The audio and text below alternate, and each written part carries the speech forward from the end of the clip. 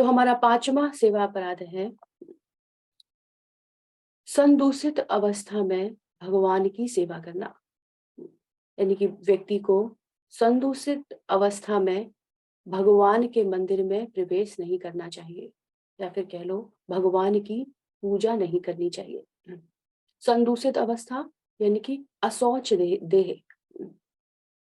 संदूषित अवस्था क्या है? संदूषित अवस्था का क्या अर्थ है? किसी भी प्रकार की अपवित्र अवस्था, किसी भी प्रकार की अपवित्र अवस्था, ये संदूषित अवस्था कहलाती है। दो अवस्थाएं हैं, एक शुचि और दूसरी मुचि।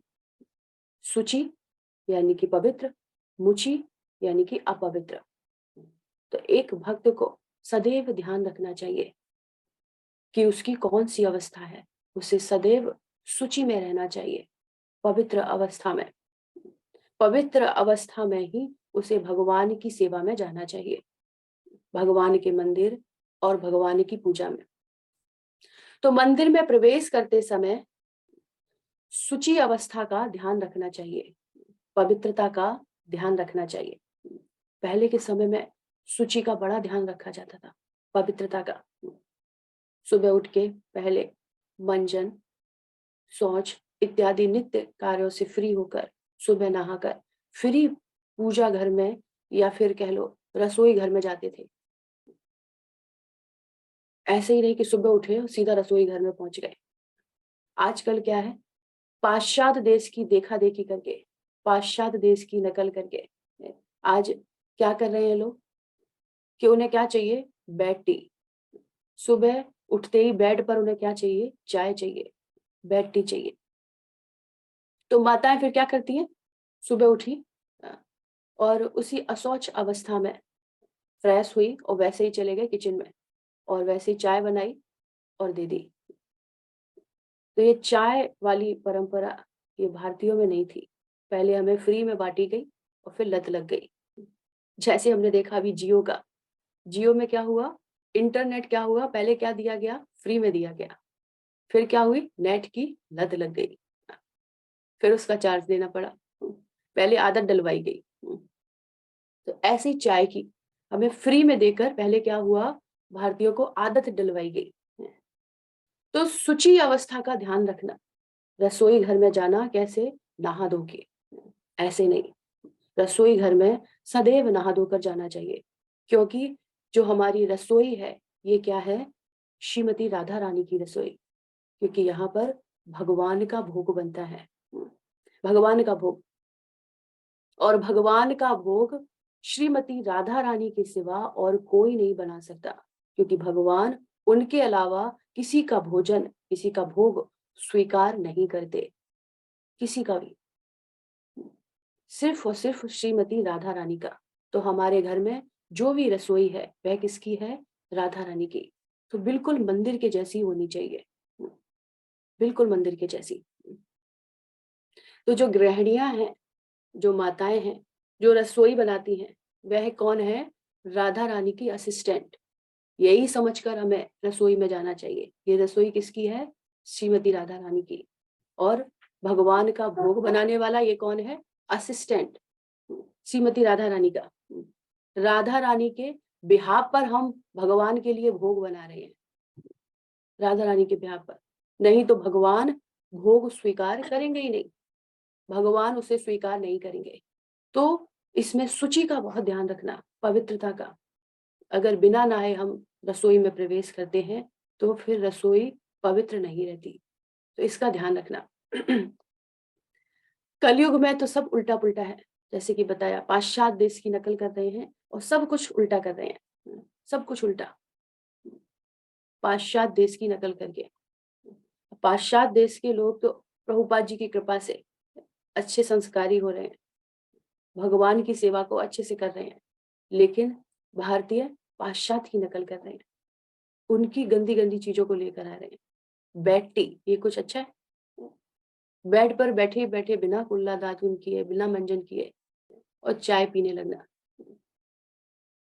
तो पाश्चात्य देश की नकल ना करना और पवित्रता का ध्यान रखना। जानवरों का विशेष ध्यान रखना कि जानवर बेडरूम में नहीं आने चाहिए। जानवर अगर घर में होंगे और बेडरूम में रहेंगे तो अपवित्र अवस्था रहेगी, मुची। उस घर में भगवान नहीं होते जहां जानवर रहते हैं। गाय होनी चाहिए, गाय घर के अंदर होनी चाहिए और कुत्ते घर के बाहर, घर के अंदर नहीं रखते। लेकिन कलयुग में सब कुछ उल्टा है क्योंकि पाश्चात्य देश की नकल कर रहे हैं। कुत्ता कहाँ होगा? बेडरूम में, बेड पर, साथ में। और गाय, गाय से कोई मतलब नहीं। तो गाय घर के अंदर होनी चाहिए, तब पवित्रता रहती है। और कुत्ता सदैव घर के बाहर होना चाहिए। कभी भी ये जानवर बेडरूम तक नहीं आने चाहिए। ये कुत्ता कभी भी बेडरूम तक नहीं आनी चाहिए। ये मुचि की अवस्था है अगर ऐसा है। हमें हमेशा शुचि का ध्यान रखना। बाहर जाकर जब हम घर आते हैं तो सदैव ध्यान रखना स्नान करना। ये गर्मियों में जब बाहर निकलते हैं तो इतना पसीना आता है, और ऐसी अवस्था में अगर शाम की साधना, जैसे घर से बाहर निकले और शाम का हमें दीपक रखना है, शाम की आरती करनी है, और हमने बिना स्नान किए ऐसे ही आरती पूजा शुरू कर दी, तो ये अच्छा नहीं है। हमें बाहर से आकर भगवान की सेवा के लिए सदैव स्नान करना चाहिए। साफ पवित्र वस्त्रों को, साफ सुथरे वस्त्रों को पहनना चाहिए। फिर भगवान की सेवा करनी है, फिर भगवान की सेवा। देखिए, जब घर में सूतक या पातक लगता है, सूतक कब लगता है? जब किसी का जन्म होता है। पातक कब लगता है? जब किसी की मृत्यु होती है। तो इसमें भी बड़ा ध्यान रखना भगवान की सेवा की। 11वें दिन के बाद भगवान की सेवा शुरू होती है क्योंकि उस समय मुच्छ की अवस्था होती है, अपवित्र। तो ऐसे में भगवान को नहीं छूते, भगवान की सेवा नहीं करते। भगवान का नाम ले सकते हैं, डायरेक्ट भगवान की सेवा नहीं करते। डायरेक्ट सेवा जैसे फूल माला बनाना, भगवान की आरती उतारना, विग्रह की सेवा करना, भगवान को नहलाना, भोग लगाना, भोग बनाना, ये क्या है? सब भगवान की डायरेक्ट सेवा। तो इनको नहीं करते। भगवत गीता पढ़ सकते हैं, भगवान का नाम ले सकते हैं, ये कर सकते हैं। बाकी डायरेक्ट भगवान की सेवा नहीं करते। तो इसका ध्यान रखना। क्योंकि सेवा करते समय सेवा अपराधों पर का ध्यान रखना बहुत आवश्यक है। सेवा, कहीं सेवा करते हुए हमसे सेवा अपराध तो नहीं हो रहे, ये सदैव ध्यान रखना। सेवा करना अच्छा है, लेकिन ध्यान में रखते हुए क्या मेरे द्वारा की गई सेवा भगवान को भा रही है, पसंद आ रही है? क्या जैसी हम सेवा कर रहे हैं, क्या ऐसे ही इस सेवा को करना चाहिए?